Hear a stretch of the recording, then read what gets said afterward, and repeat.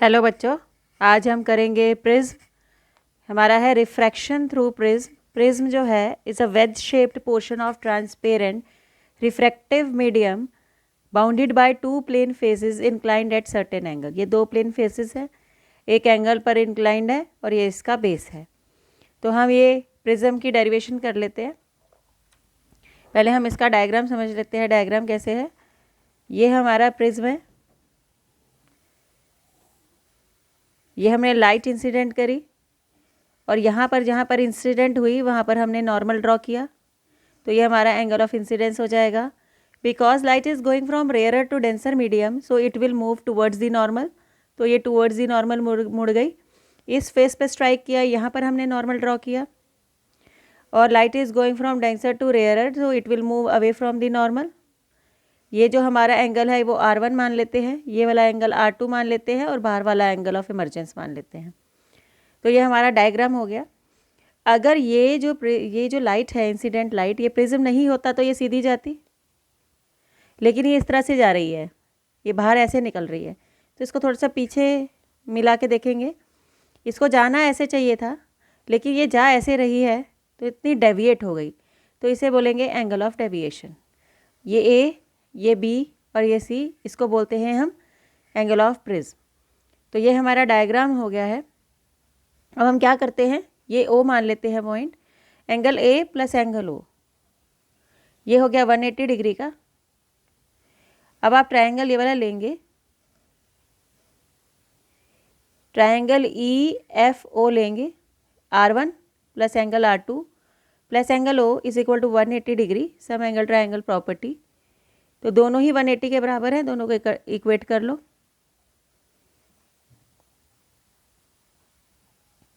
Angle O से angle O कटा, तो एंगल A जो है वो R1 प्लस R2 के बराबर आ गया। तो पहली जो है हमने लेवल इसका कर लिया है। एंगल A जो है वो angle R1 plus angle R2 के बराबर है। अब वापस से इस पे आते हैं डायग्राम पे। अगर ये I है तो ये वाला पूरा एंगल I होगा, वर्टिकली ऑपोजिट एंगल। ये पूरा एंगल I होगा, तो ये वाला एंगल कितना होगा, I माइनस R1। और सिमिलरली ये वाला एंगल कौन सा होगा, E माइनस R2। तो ये हमारा एक्सटीरियर एंगल है डेल्टा, बाहर वाला एंगल। ये सम ऑफ रिमोट इंटीरियर एंगल्स के इक्वल होगा। सम ऑफ रिमोट इंटीरियर एंगल्स है I minus R1 plus E minus R2, तो इसके बराबर है ये। हम क्या करते हैं, I और E को एक ब्रैकेट में रख लेते हैं और R1 और R2 को एक ब्रैकेट में रख लेते हैं। I और E माइनस कॉमन लिया, R1 और R2 को एक ब्रैकेट में रख लिया। R1 प्लस R2 हमें पता है A के बराबर है, तो हम एंगल A लिख लेते हैं is equal to angle of deviation, delta लिखा है। माइनस A इधर जाता है तो प्लस A हो जाता है, I प्लस E। तो ये हमारी दूसरी इक्वेशन आ गई, दूसरा रिजल्ट आ गया। अब हम क्या करते हैं, हमें देखना है एंगल ऑफ मिनिमम डेविएशन क्या होता है। अगर हम देखें कि जैसे जैसे हम एंगल ऑफ इंसिडेंस ये वाला बढ़ाते जाएंगे, डेविएशन एंगल घटता जाएगा, घट रहा है घट रहा है घट रहा है, लेकिन एक ऐसा पॉइंट आएगा जहाँ से एंगल ऑफ डेविएशन जो है वो बढ़ना स्टार्ट हो जाएगा। तो जहाँ पर ये है this point, this angle of deviation is known as minimum deviation angle. और ये मिनिमम डेविएशन एंगल हमें कब मिलता है, जब R1 R2 के बराबर हो जाता है और एंगल I जो है वो एंगल E के बराबर हो जाता है, तो हमें ये वाला पॉइंट मिल जाता है। तो अगर मैं इक्वेशन 3 देखूँ तो R1 और R2 is equal to A, दोनों बराबर हैं, दोनों को R मान लो, is equal to A, 2R is equal to A, R is equal to A by 2। ये एंगल ऑफ रिफ्रैक्शन निकल आया आपका। और अगर मैं इक्वेशन 4 देखूं तो हमारा I और E बराबर है, तो I और E is equal to delta plus A। अब I और E बराबर है तो ये 2I हो जाएगा।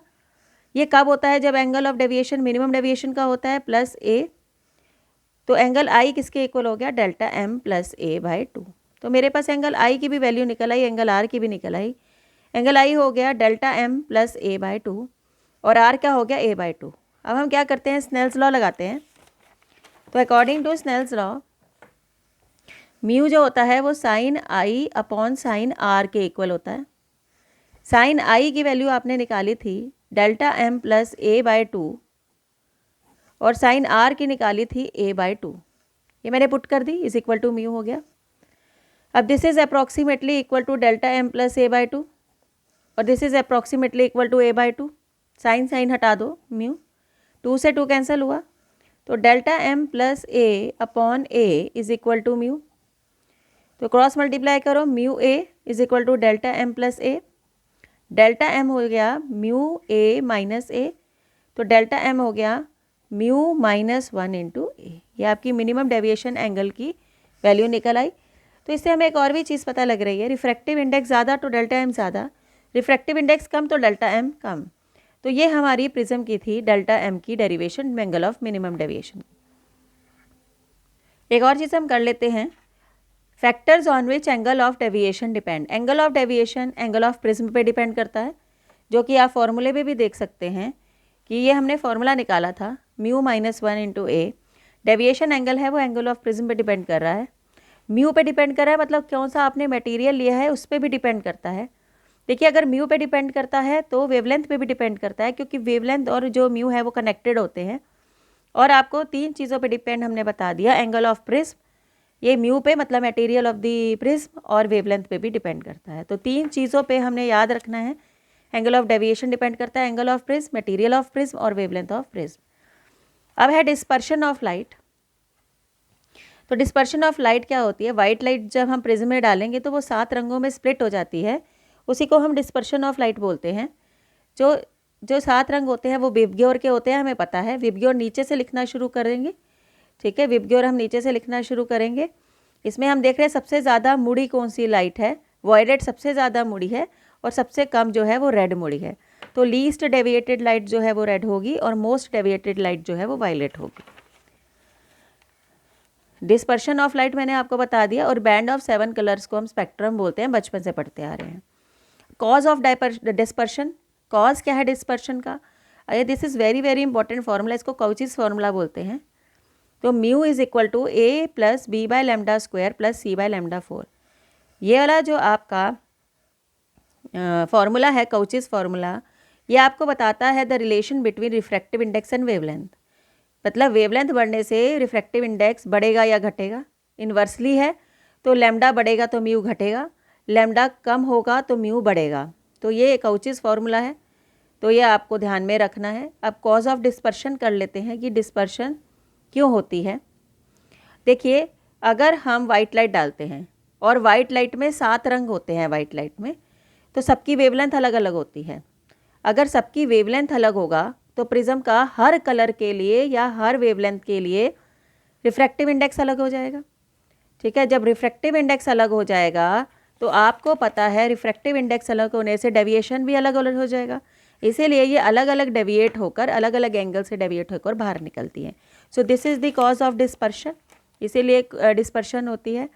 दोबारा समझ लेंगे, लैम्डा चेंज होगा तो म्यू चेंज होगा, म्यू चेंज होगा तो delta M is equal to mu minus 1 into A, mu change होगा तो डेल्टा चेंज होगा, मतलब सबका डेविएशन एंगल चेंज हो जाएगा, और डेविएशन होगा तो वो अलग अलग उससे निकलेंगे एंगल से। अब एक होता है डिस्पर्सिव मीडिया और एक होता है नॉन डिस्पर्सिव मीडिया। देखो डिस्पर्सिव मीडिया वो होता है जहाँ पर सारे कलर जो हैं वो डिफरेंट स्पीड से मूव करते हैं, और नॉन डिस्पर्सिव मीडिया होता है जिसमें सारे कलर्स एक ही स्पीड से मूव करते हैं। तो डिस्पर्सिव और नॉन डिस्पर्सिव मीडिया, ठीक है। अब कौन सा होता है नॉन डिस्पर्सिव मीडिया, एयर या vacuum is a non dispersive media. इसमें वाइट लाइट जो है वो उसके 7 रंग एक ही स्पीड से चलते हैं, तो इसे हम बोलते हैं डिस्पर्सिव, नॉन डिस्पर्सिव मीडियम। अब एंगुलर डिस्पर्शन क्या होती है, अब आप देखिए सबसे ज़्यादा डेविएट हुआ वॉयलेट और सबसे कम डेविएट हुआ रेड, तो दोनों की डेविएशन लिख लेंगे। डेविएशन का फॉर्मूला म्यू माइनस 1 इंटू ए, तो वॉयलेट के लिए वॉयलेट लिख लेंगे, रेड के लिए रेड लिख लेंगे, दोनों को माइनस करेंगे, आपके पास एंगुलर डिस्पर्शन आ जाएगी। अब आपके पास है डिस्पर्सिव पावर, जो आपने एंगुलर डिस्पर्शन निकाली थी upon mean deviation, angular dispersion हो गई mu v minus mu r into A. अब ये एंगुलर डिस्पर्शन होगी mu v minus mu r into A, और मीन डेविएशन किसकी होगी, बीच वाले कलर की लेंगे, येलो कलर की, म्यू येलो माइनस 1 इंटू ए से ए कैंसिल हो गया, तो ये हमारा ओमेगा निकल आया, और ओमेगा को बोलते हैं हम डिस्पर्सिव पावर।